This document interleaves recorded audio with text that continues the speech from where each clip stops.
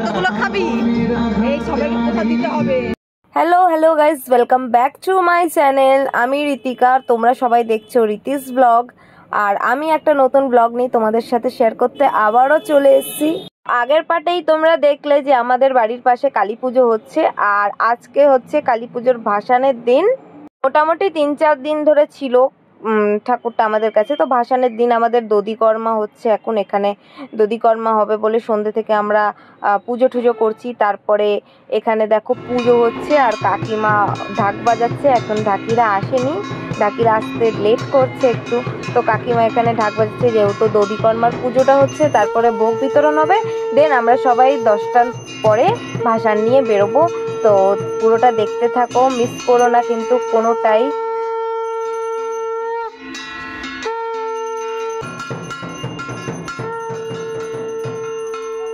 দেখো এই কদিন আমাদের পুরো উপোস অ্যান্ড নিরামিষ চলছিল। সো আমাদের ফুচকা খাওয়ার একটু ক্রেভিং হচ্ছিল। সো আমরা 3 জনে বেরিয়ে পড়েছিলাম একটু ফুচকা খাবো বলে। আর এটাই বলছিলাম, বাট এত নয়েস আসছে যে আমাকে ভয়েস ওভারটা দিতেই হচ্ছে।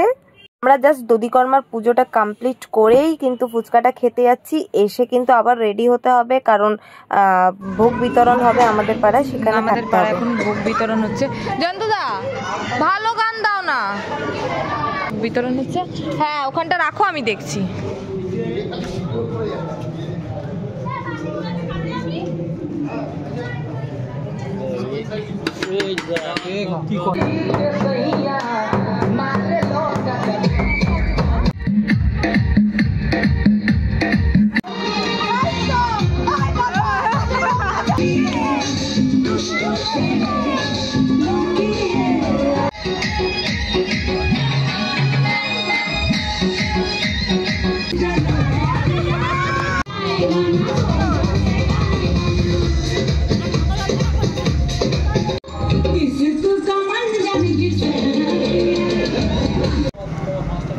চলো, বিসর্জন হয়ে গেছে আমাদের পাড়ায়।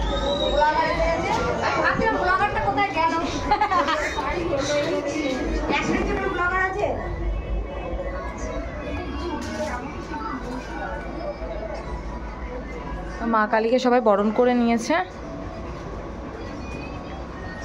দেখো সন্ধ্যাবেলা থেকে আমাদের দধিকর্মার পুজোটা কমপ্লিট করে দেন ভোগ বিতরণ হলো। ভোগ বিতরণের পর আমরা একটু ডান্স করলাম। তারপরে সবাই সবার মতন চেঞ্জ করে মারা বৌদিরা সবাই মিলে আগে ঠাকুর বরণ করে নিল। তারপরে আমরাও ড্রেস চেঞ্জ করে দিয়ে এইবারে ঢাকিরা আসবে, দিয়ে আসার পর আমরা ঠাকুর নিয়ে বেরিয়ে যাব গঙ্গা ঘাটের দিকে।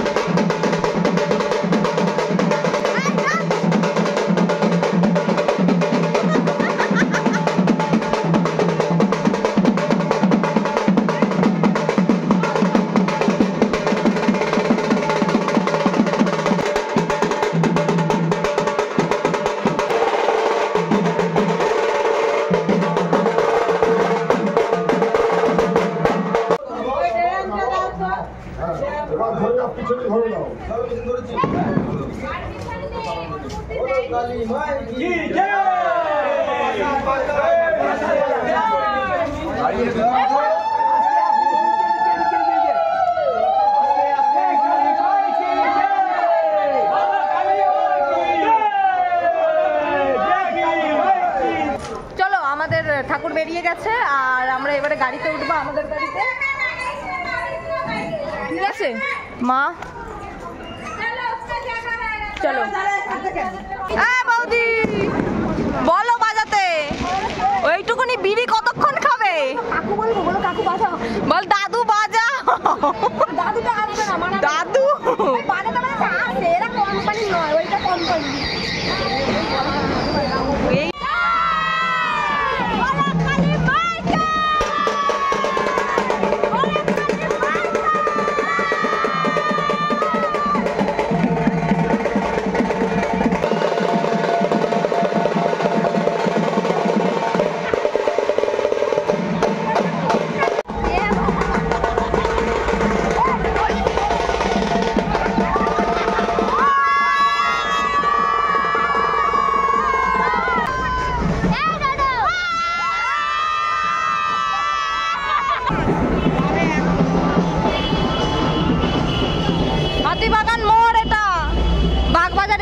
দিয়ে চলে যাবে, বাট আমরা যাচ্ছি আইটতলা। এখন আমরা যাচ্ছি আইটতলা, তো আইটতলা। আর এই যে আমাদের গাড়ি। তো দেখো ওখানে কি হয়েছিল যে আমাদের দুটো গাড়ি গেছিল, একটাতে আমরা সবাই মেয়েরা ছিলাম আর একটাতে সব দাদারা কাকুরা ছিল, আর সেটাতে মূর্তিও ছিল আর ঢাকরাও ছিল। তো আমাদের দুটো গাড়ি, বাট কি হয়েছে গঙ্গাঘাটে যাওয়ার সময় আমাদের গাড়িটাকে সাইড করে দিয়েছে আর শুধু ঠাকুরের গাড়িটাকেই ভিতরে যেতে দিয়েছে। সো আমরা এখান থেকে হেঁটে হেঁটে আমাদের গাড়ি অবধি যাচ্ছি। আমাদের গাড়িটা এখন আপাতত খুঁজে পাওয়া যাচ্ছে না কোথায়। তো একটা দাদা আসছে আমাদের নিয়ে, আর তারপরে আমাদের গাড়িতে নিয়ে চলে যাবে। সো ওখানে গিয়ে তারপরে আমরা ওই হেঁটে হেঁটেই গঙ্গার অবধি যাবো। আমাদের গাড়ি কোথায় খুঁজে পাচ্ছি না, দাদারা আসুক একসাথে, তারপরে হেঁটে ডান্স করতে করতে যাবো। আমাদের সব দল বল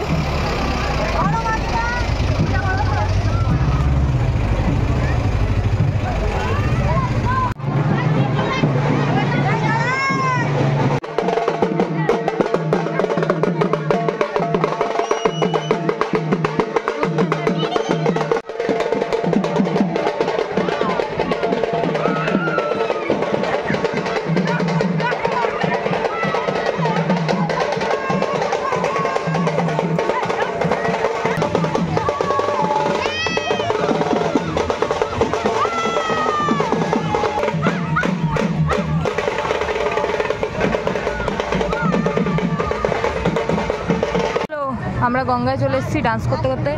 এই হচ্ছে মুখের অবস্থা, ভীষণ খারাপ। আর ওখানে অনেকগুলো ঠাকুর বিসর্জন হচ্ছে।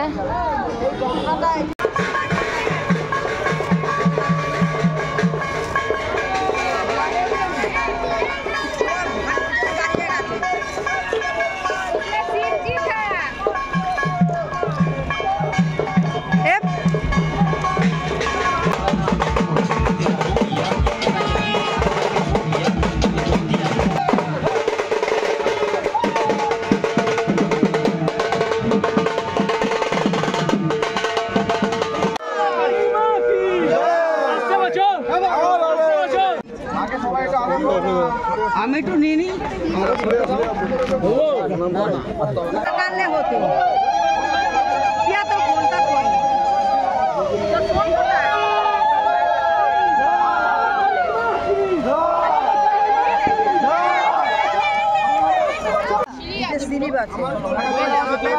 ফোনটা মনে হয় ভিজে গেল না কি রে। চলে এসছি, সব নামছে এখন।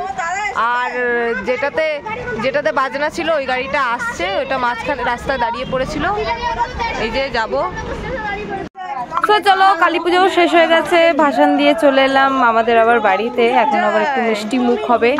আর সব তো পুজো শেষ হয়ে গেল, এখন আবার কিছুদিন পর আসবে ছট পুজোর ব্লগ আমার। আর ভিডিওটা যদি ভালো লেগে থাকে অবশ্যই লাইক, কমেন্ট অ্যান্ড সাবস্ক্রাইব করে দিও। বন্ধু বান্ধবের সাথে শেয়ার করতে ভুলো না। লাইক কাকু, রসটা একটু।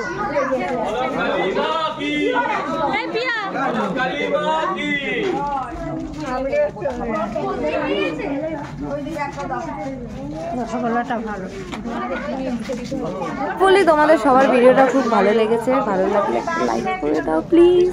আর কমেন্টে নিজের ওপিনিয়নগুলো জানাও, আর কোন পার্টটা সব থেকে ভালো লেগেছিল সেটাও বলো। আমি এখানে অনেকগুলো রসগোল্লা খেয়ে নিচ্ছিলাম। চলো টাটা।